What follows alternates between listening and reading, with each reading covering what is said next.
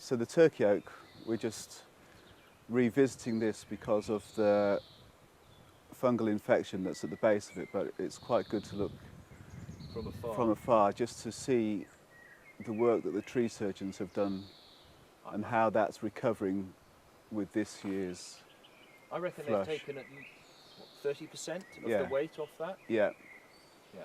They've got a really nice sympathetic shape and the tree's recovering well, and it looks like it's got good vigour. From our point of view, the decision not to cut it down was really helped by having the what was that? The tomograph. The tomograph, yeah. So that we could look at the how far the rot had spread or not spread, really. Yeah. Because it hadn't spread as far as you thought. Yeah, it was a useful tool, wasn't it, to make a key management decision because of the Car park. Yeah. the target of the car park. So, but what often or sometimes happens with when you reduce a tree that's got a fungal infection is that the tree uses its energy reserves to deal with the pruning wounds that have taken place, and that sometimes gives an opportunity for the fungal infection to increase in vigour. So it'd be quite good if we go and have a look at the bracket and see what's going on there. What we're looking for is how these rings show the vigour of the fungal growth. So here we've got the reaction growth that the tree is putting on the buttresses to put more strength into the system in response to the fungal infection, which is Ganoderma applinatum. And this, you can see, are different layers of growth of the fungus, and they represent, they show how vigorous the fungus is, so how successful it is in terms of colonising the interior of the tree. And what's going on is that the tree, while this is trying to grow, this is taking energy from the tree and decomposing the tissue, and the tree is setting up barriers to try and prevent that. So in this year, the fungus, you can see, is clearly Got a good hold. got a good hold, Yeah. and then it's reducing. And that's what we saw. The different colours that we saw on the tomograph shows where the tree is being successful against the fungal infection. And again, when the tree was reduced, then the energy resources from the tree goes into dealing with the wounds that the tree surgeons inflict on the tree. So that's why I took a picture, because I've got pictures from each visit so that I can monitor how the vigour in the bracket is changing. And then again, probably in a year's time, we might come back and do another tomograph, and then we've got a record over time of how the tree is responding to the infection, and if that means that we need to change the management of the tree. And round the corner,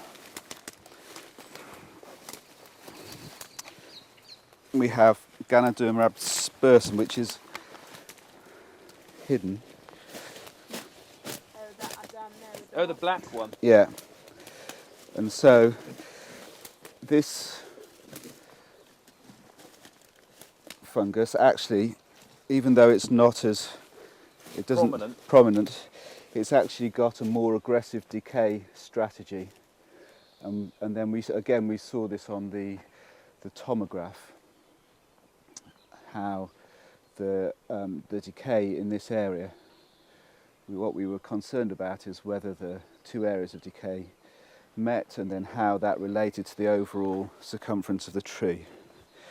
And we made the decision based on the tomograph, but also on the reaction growth that the tree was putting on. The tree knows that it's under attack from the, not under attack, that it knows that there is a fungal infection going on, and it's responding to that by putting on more vigorous growth in the this sort of thick, So you can see that the quality of the wood here is different on this buttress, where we've got the two fungal fruiting bodies, is different to the buttress at the back, where you can see this is more older bark, and this is younger, fresher bark, and this is the reaction growth being put on to compensate for the decay that's going on inside the tree. No, I think they did a good job, those two. Yeah. And so what we need to look at over the coming years is we monitor the progress of both fungal infections, and we also have to include the horse chestnut in the management decision, because we also know that this has got a fungal infection. And so what we're trying to do is balance both trees, because they're both part of the same landscape feature. They form, you know, they're a big part of the amenity value here, but also we've got to balance that with the safety of the car park. So that's why we reduce the crown, is to take the leverage out of the tree. It brings it into being a